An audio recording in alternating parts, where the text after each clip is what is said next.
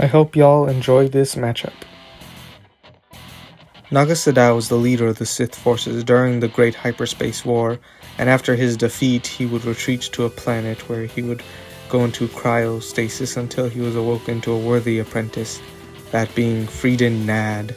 Freedon Nad would live a long life as a Sith Lord and conquer a planet, but many years after his death, he would train a Jedi to fall to the dark side of the Force, that person being Exar Kun, who would wage a war upon the galaxy. The end of this war would see a new leader of the planet, Mandalore, who would set his soldiers against the Republic and the Jedi to test their might. Against the Council's wishes, 2 Jedi would join in the fight to try to end the Mandalorians, Revan and Malak. And at the final battle, Revan would unleash a weapon to destroy the planet, which would create a scar in the Force and unleash annihilation. So basically, there was only one main thing that made me decide to do this matchup. While these are both cool, powerful, and influential Sith, I think both of them kind of fall to the bottom of the bracket in terms of ranking all Sith and Jedi throughout time. They both exist in an area where they don't really have any scaling to one-up anyone else, except for people during their own time. But that said, they don't have any real correlation to each other, so how would they stack up to each other? Let's fill in this gray area and see who would win. But before we can get too far at all, we have to address the elephant in the room, that being Force Strain. If Naga Sadow does not have any way to resist or negate Nihilus's incredible Force Draining powers, then the match is a lost cause. But I wouldn't want to give you just a pure out stomp. I want something kind of close that takes some deeper looking at to find the victor. So let's see what we can dig up in Sadow's defense. We do know that the Force Drain ability exhibited by Exar Kun was stated to have been learned an ability of Naga Sadow's. So at least on a ritualistic level, Sadow would know and be able to use Force Drain. I think with this evidence and the benefit of the doubt for a good match, we can say that Sadow might be able to resist Force Drain. However, if you disagree with this, think it's too much headcanon, or don't think he has it all, then Nihilus wins 9 out of 10 times. There you go. But on to the real match. The next important step to cover is, do these individuals compare to each other in their Force abilities at all, as in the general scale of power. Naga Sadow has been seen on multiple occasions being able to affect stars with his power in the Force, although both of the occasions were with the help of his meditation spear and Sith rituals, but this still shows that he has a massive resource of Force power. In regards to Nihilus, Traya said that only planets and stars are on the level of Nihilus. We have also seen him Force draining entire planets to feed his hunger. So obviously affecting stars is a much bigger, impressive feat, but without his meditation sphere or rituals in the heat of battle, I don't think he would be nearly on that level, and the fight would be much more comparable. Let's briefly look at their physical statuses. Sadow is a human-Sith hybrid, leaning much closer into the human side. Sith are fierce and very strong creatures, while humans are resourceful and good all around. Nihilus is very unique. Whatever species he was doesn't really matter anymore. Now he's just a spirit attached to his mask and cloak. This means he is limited in his physical capacity to what he can do with the Force to control and move his body. Because of this, I would say that Sadow is probably a bit physically stronger, as he can use his muscles and Force augmentation with his movements, while Nihilus is a little faster. He's just a cloak that has to be moved around with the Force, offering less resistance, but there's less to hold up with the Force when going into physical clashes. Traya said to Nihilus that if he were to face the Sith Lords of old, that he would learn that he is but a child playing with a toy. The time period and quotes from the writers of the game imply that this would include Sith Lords like Naga Sadow, so clearly he is of a much grander scale of swordsmanship, but let's look at their individual skills and styles to get a better grasp of how this looks. Sadow would have had to have used Form 1, being that he wielded a Force sword into battle. That said, I feel he had to have known at least a little about Form 2. He was the most human of all the Sith Lords of his time, meaning he had to have had strong ties to the Dark Jedi that joined the Sith Empire and left the Jedi.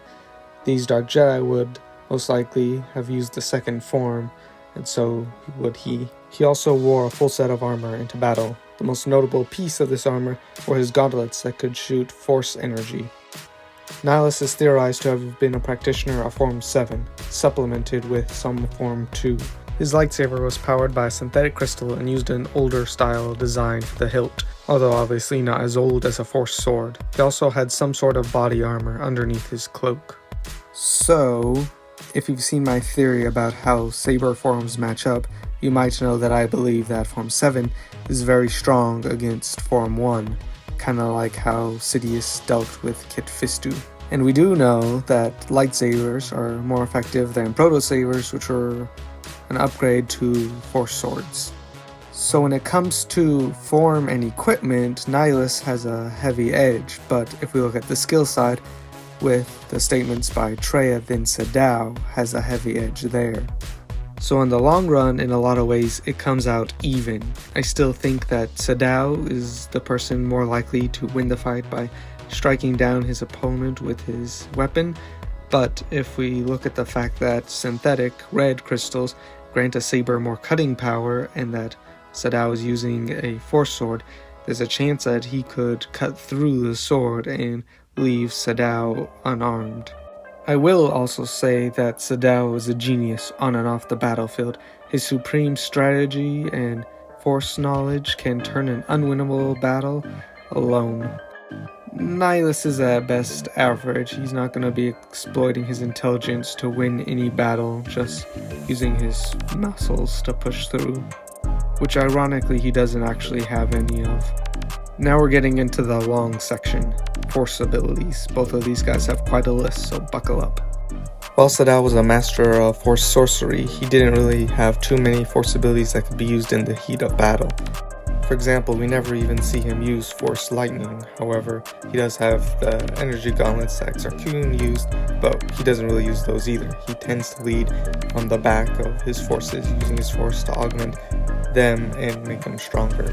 Though probably his best ability would be Battle Mind. It's basically a personal version of battle meditation where it amps the user's concentration and physical abilities. It also is why I tend to lean to Sadow winning in a pure sword fight.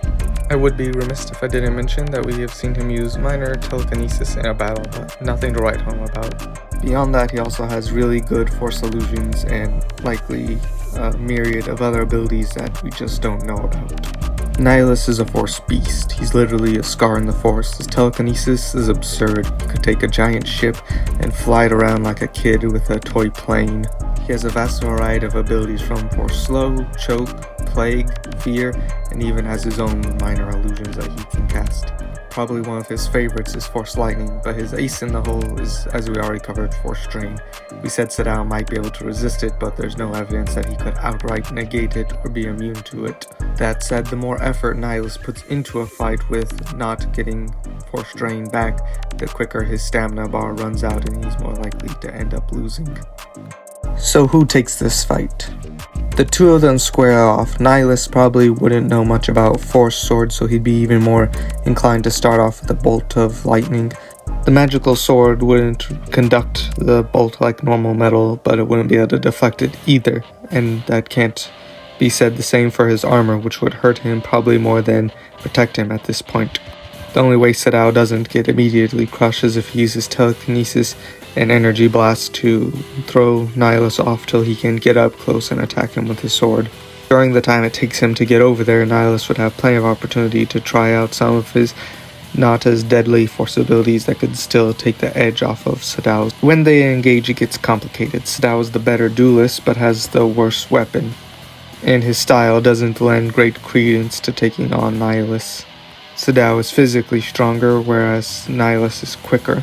But I think that more than likely, Sadow would be pressing the attack and Nihilus would be on the back foot. And here's where things start to divide among who could win. Maybe Nihilus cuts through the Force Sword with his synthetic crystal and strikes Sadow down. Maybe Battle Mind allows Sadow to slip through and cut right through the body armor and kill Nihilus.